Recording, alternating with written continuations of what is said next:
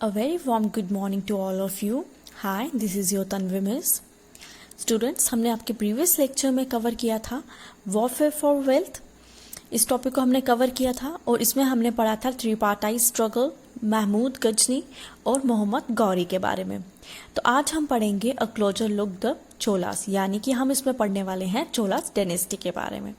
हम पढ़ने वाले हैं चोला डायनेस्टी का कैसे उदय हुआ, किस तरीके से रूल करते थे, उनका एडमिनिस्ट्रेशन कैसा था, उन चीज़ों के बारे में हम यहाँ पे पढ़ेंगे।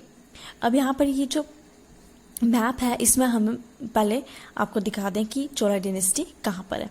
तो ये आप देख रहे हैं, ये है चोला डायनेस्टी। ये जितना भी जो साउथ इंडिया है, ये काफ़ी बड़ा जो साम्राज्य था, ये साम्राज्य कौन सा था?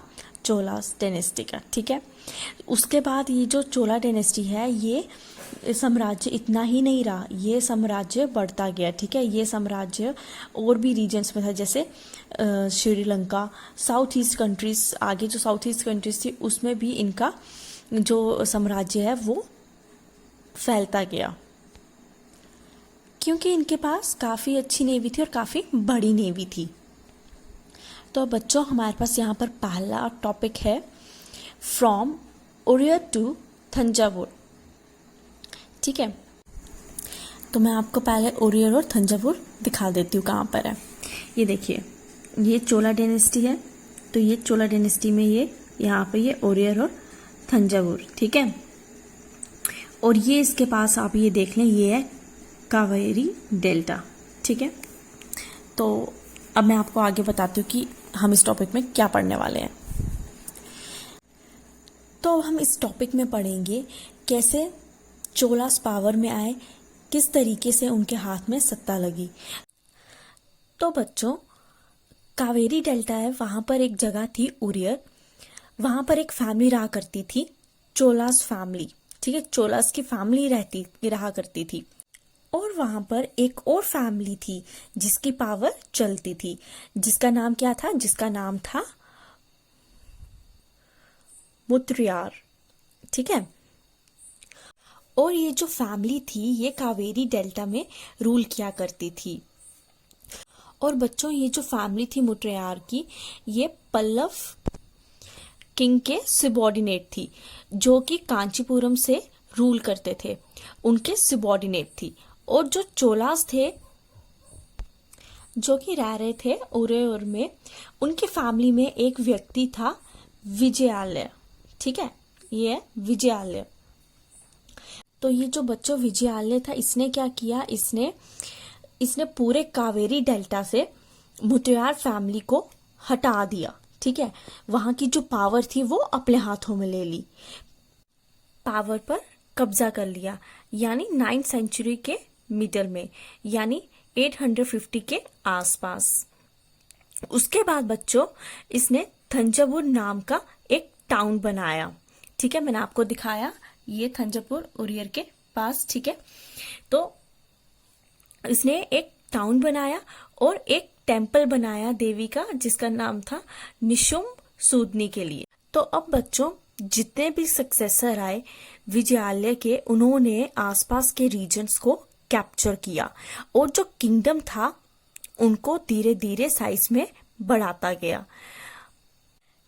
इसके साथ पांड्या वंश था, या फिर उनकी टेरिटरी थी। फिर पल्लव जो टेरिटरी थी उनको कैप्चर किया, उन सभी को किंगडम में मिला लिया गया, और धीरे धीरे जो एम्पायर था वो काफी बड़ा होता गया। इसके बाद क्या हुआ? इसके बाद जो राजराजा वन, जो कि काफी पावरफुल किंग थे चोलास डायनेस्टी के। ठीक है, और वो किंग बने 985 में।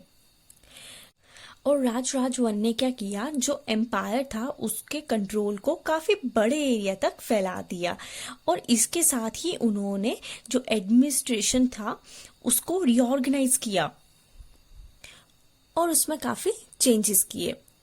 फिर उसके बाद जब उसका बेटा था, जिसका नाम क्या था? जिसका नाम था राजेंद्र वन। उसने क्या किया? उसने अपने पिता की पॉलिसी को फॉलो किया। ठीक है, उसने अपने पिता की पॉलिसी को फॉलो किया और उसने गंगा वैली में उसने रेड किया, यानी कि नॉर्थ में इसके साथ Sri Lanka, south east Asia countries पर भी कब्जा जमाया और इसके लिए उसने काफी अच्छी नेवी बनाई थी। और बच्चों, जब इन्होंने गंगा वैली पे वहां पे कब्जा किया, ठीक है, वहां तक उन्होंने अपना जो एम्पायर था वो एस्टैब्लिश कर दिया था, तो उनको एक नाम दिया गया था। तो बच्चों, राजेंद्र वन को एक टाइटल दिया गया जो क्या था, गंगाईकोंडा चोलापुरम। ठीक है, ये टाइटल उनको क्यों दिया गया? ये टाइटल उनको इसलिए दिया गया क्योंकि उन्होंने जो अपना एम्पायर था वो गंगा वैली तक एस्टैब्लिश कर दिया था। तो उन्होंने अपने इसी नाम पे एक किंगडम एस्टैब्लिश की। वो किंगडम कहाँ थी? चलो वो देखते हैं। वो किंगडम यहाँ थी, यहाँ पे ये ओरियर था, ये थंजावुर था। ठीक है, इसी के ऊपर थोड़ी ये इन्होंने किंगडम एस्टैब्लिश की जिसका नाम क्या था, गंगाईकोंडा चोलापुरम। ठीक है, तो आज हम यहीं तक पढ़ेंगे। अब हम नेक्स्ट लेक्चर में पढ़ेंगे splendid temples and bronze sculpture. ठीक है, thank you and have a nice day.